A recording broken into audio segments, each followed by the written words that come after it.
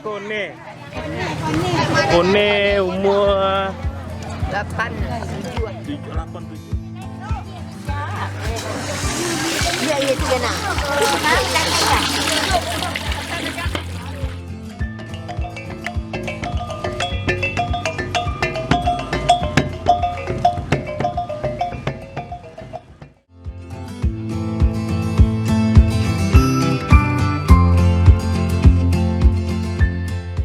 Senyum pagi je lah. Senyum pagi Indonesia dari KTK Kota Solok. Ya, inilah para ibu-ibu. Ibu-ibu zaman now. Tapi masih melakukan hal tradisional di Minangkabau. Baralek gadang. Aku mama yang balik koli. Kecok lanyu-lanyu artinya. Emak.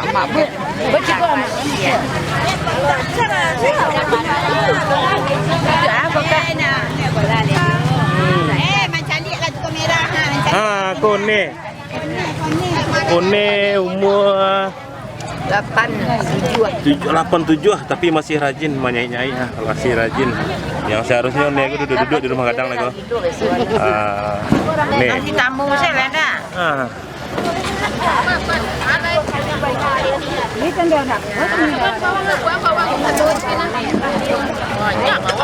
Kuni ke? Ulang sekali lebih nak masih ada dekat. Lah mana ni? Oke manis. Ibu-ibu. Ibu-ibu di Ranah Minang masih bersama-sama bahu membahu untuk berlek gadang. Bantu membantu.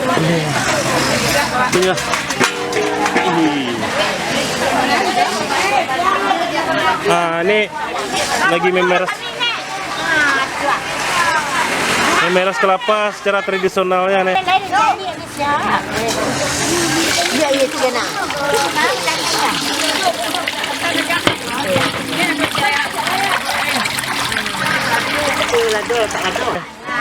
Udah pakai alat. Itu dia. Pakai bawah aduk nak kamu. Nih bebek nih, zaman now nih. Zaman now.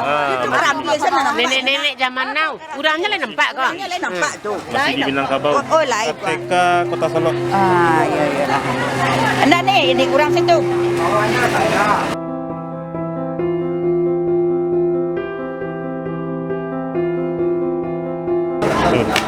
Ini yang tukang jaga beras nih. Iya. Jaga beras.